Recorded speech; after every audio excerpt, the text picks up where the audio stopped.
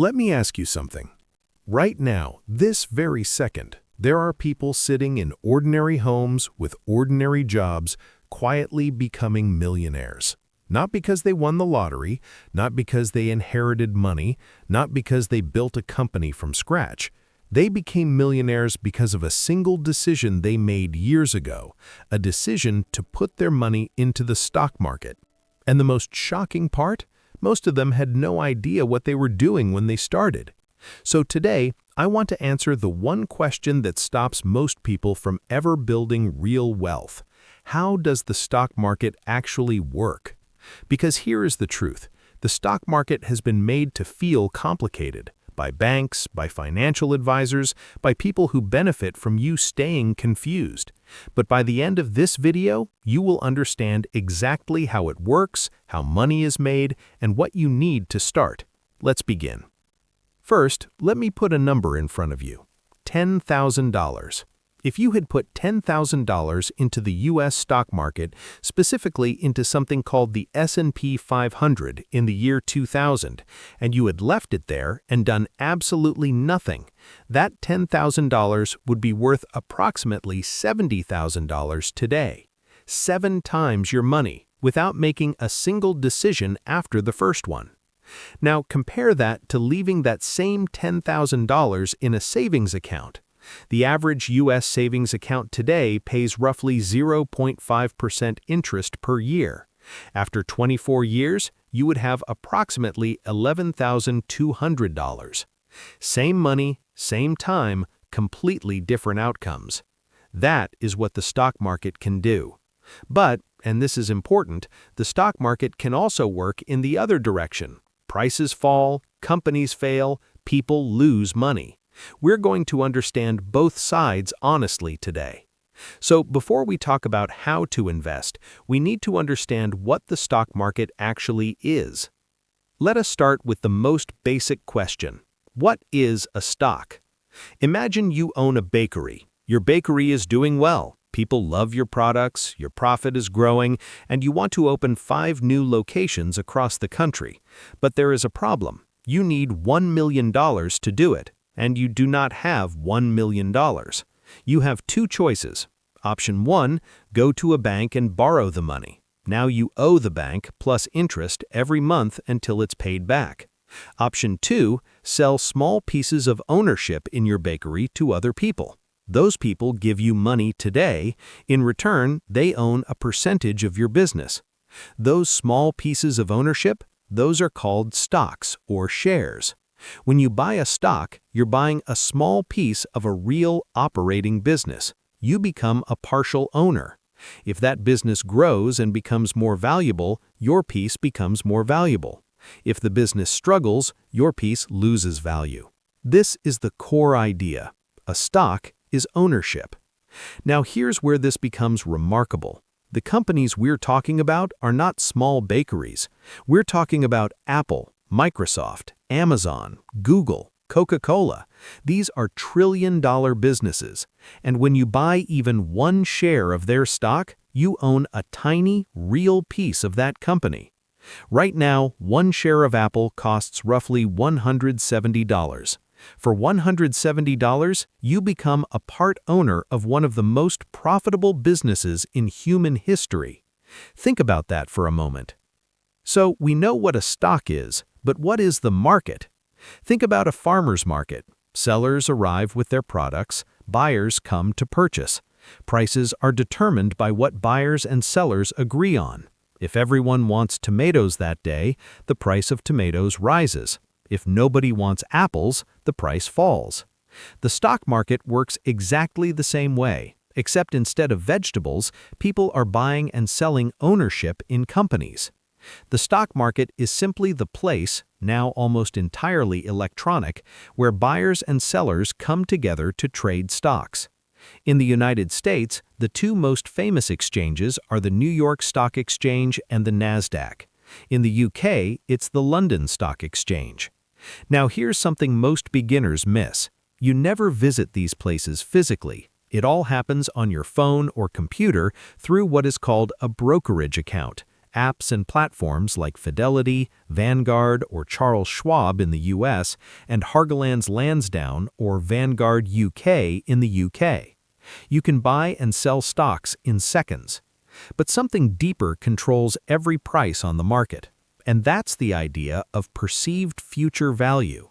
When millions of people around the world look at a company like Amazon, they're all asking one question: is this company going to be worth more in the future or less?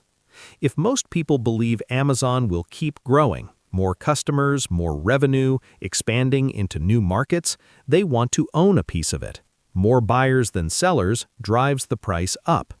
If people believe Amazon is about to struggle, a new competitor, a recession, a regulatory problem, more people want to sell than buy. More sellers than buyers drives the price down. At its core, the stock market is a voting machine. Millions of people voting every second on the future value of every major company in the world. This is why you hear phrases like, "the market is up today," or "stocks crashed." It simply means that on that day, across all the major companies, buyers were more optimistic than sellers, or the opposite. This is the question everyone really wants answered. There are two primary ways. The first is capital appreciation. This means the value of your stock goes up over time. You buy one share of a company at $100. Over the next 5 years, the company grows, earns more revenue, becomes more profitable, and more investors want to own it. The price rises to $350. You sell your share for $350. You made $250 on a $100 investment. That's a 250% return. This is how most long-term wealth is built through the stock market. The second way is dividends. Some companies, particularly older, established ones like Coca-Cola, Johnson & Johnson, or Unilever, pay their shareholders a portion of their profits every year simply for holding the stock. Imagine you own 200 shares of a company. That company pays a dividend of $2 per share per year. Without doing anything, the company sends you $400 that year.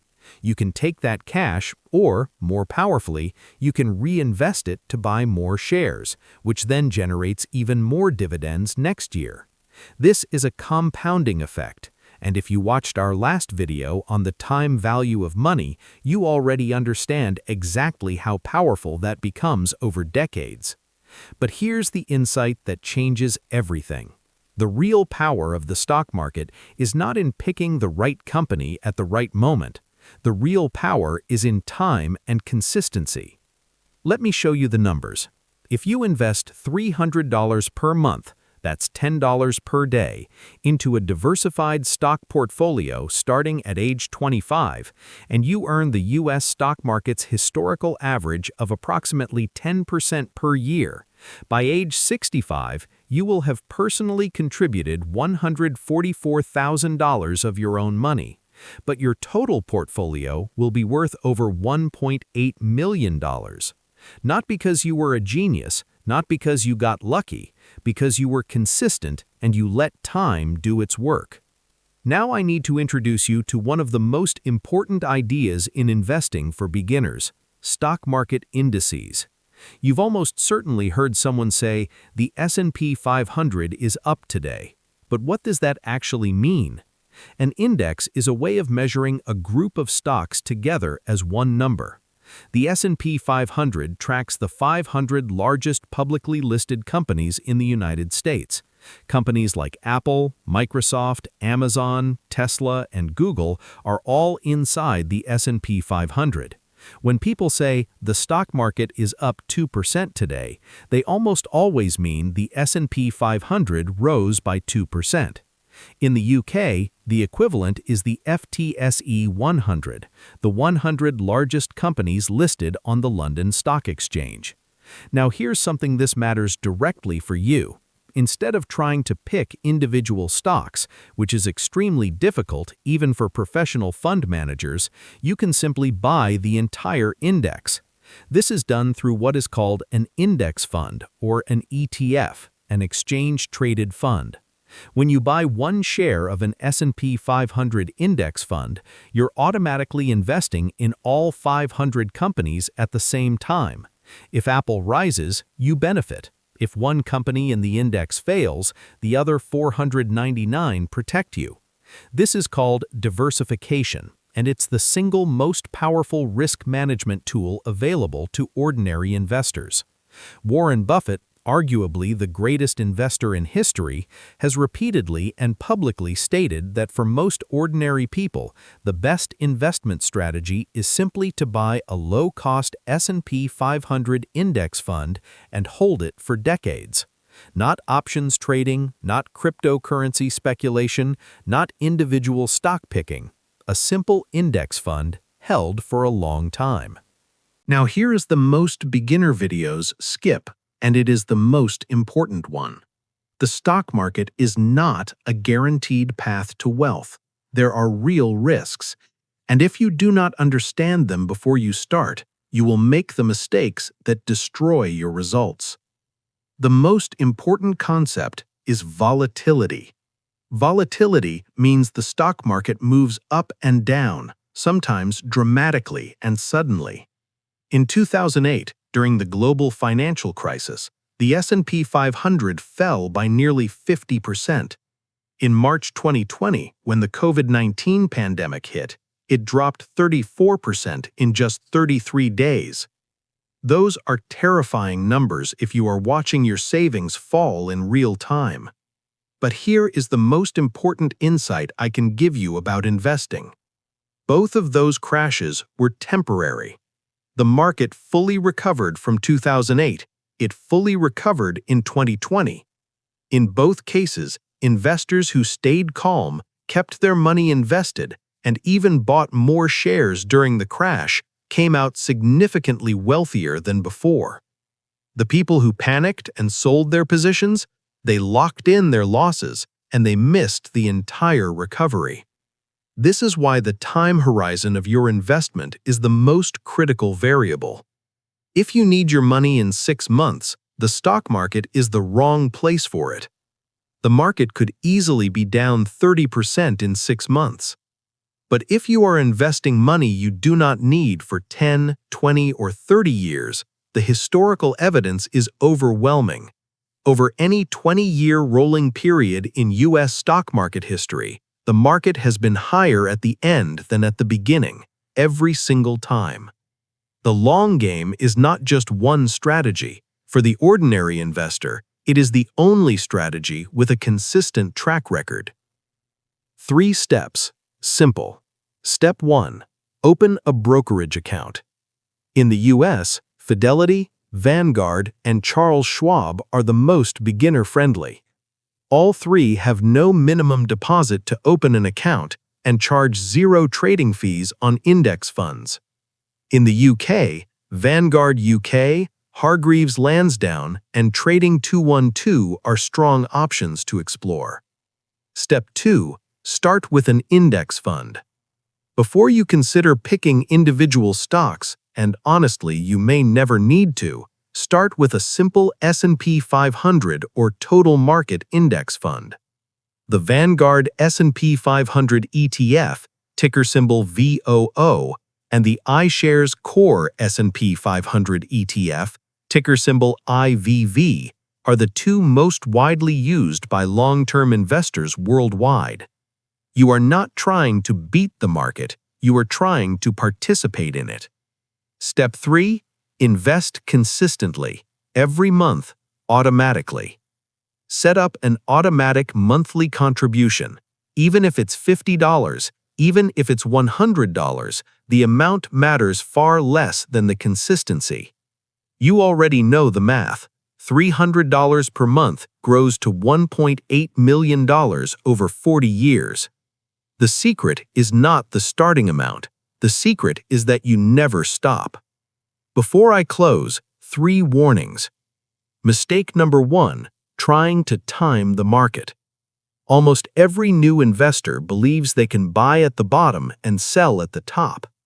In theory, it sounds obvious. In practice, it's nearly impossible, even for professionals who do this full-time. The data is clear. Time in the market consistently beats market timing. Stop trying to be clever. Just stay invested. Mistake number 2, panic selling during crashes. When the market drops 20% or 30%, every instinct you have will scream at you to sell and protect what you have left. I want you to remember this moment, this video right now. Crashes are sales. The greatest returns in investing history were made by people who bought during fear, not people who sold during it. Mistake number 3, concentrating all your money in one company. Even if you believe in a company completely, even if it's Apple, even if it's Amazon, putting everything into a single stock is a gamble, not an investment. One company failing should never have the power to destroy your financial future. Diversify, always. Let me bring this back to where we started. Those ordinary people in ordinary homes quietly becoming millionaires, they are not smarter than you. They do not have insider information. They do not have rich parents. They understood one idea before you did.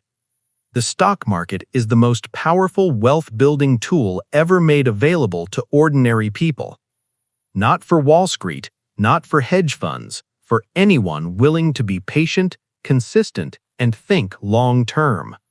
And now, you understand it. The next step is yours. Next week on Capital Minds, we're going to go one level deeper. We'll break down how to read a balance sheet so you can start to evaluate individual companies the way professional investors do. Until then, if this video helped you see money differently, please subscribe. Share it with someone who needs to hear it, because financial literacy is not just about building wealth, it's about building freedom. I'll see you in the next one.